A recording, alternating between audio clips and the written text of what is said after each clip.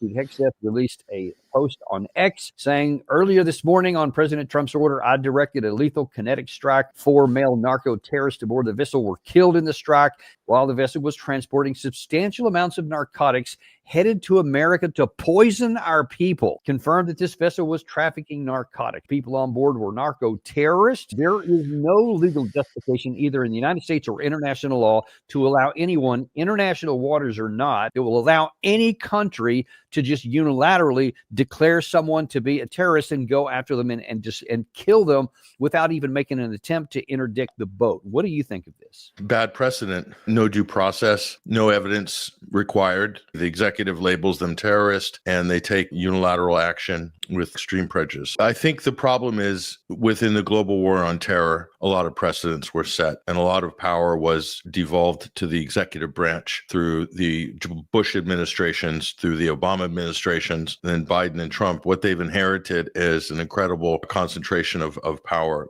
and no real due process is necessary. The problem with the Venezuela narrative is, listen, if you've been studying the war on drugs in the late 80s and early 90s, right through to the present day, you will know that biggest drug dealers in our hemisphere are the DEA and the CIA, working together with the cartels and a large amount coming through legal ports of entry, not coming by like speedboats from Venezuela. What they're trying to do is create a narrative and set a precedent, and very little is said as to the reason why drug use is up, why the prices are so cheap in today's America. There's a lot of good reasons for that, none of which will be addressed. Instead, you have this thing that's being constructed purely for geopolitical reasons to demonize Venezuela. They're setting the ground for regime change. First Trump administration, you had 2 failed coups against Venezuela.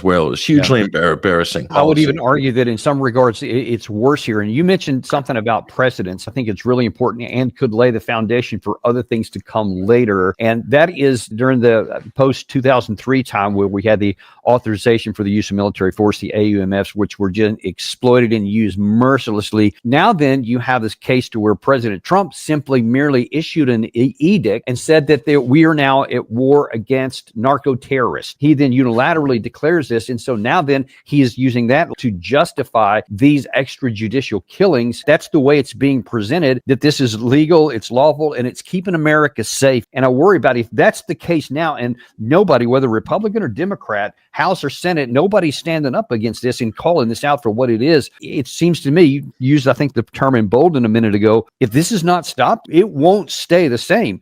It will continue to expand and go into other areas. And this will literally be a government, I think, especially the military, that's just run by caveat from the executive office.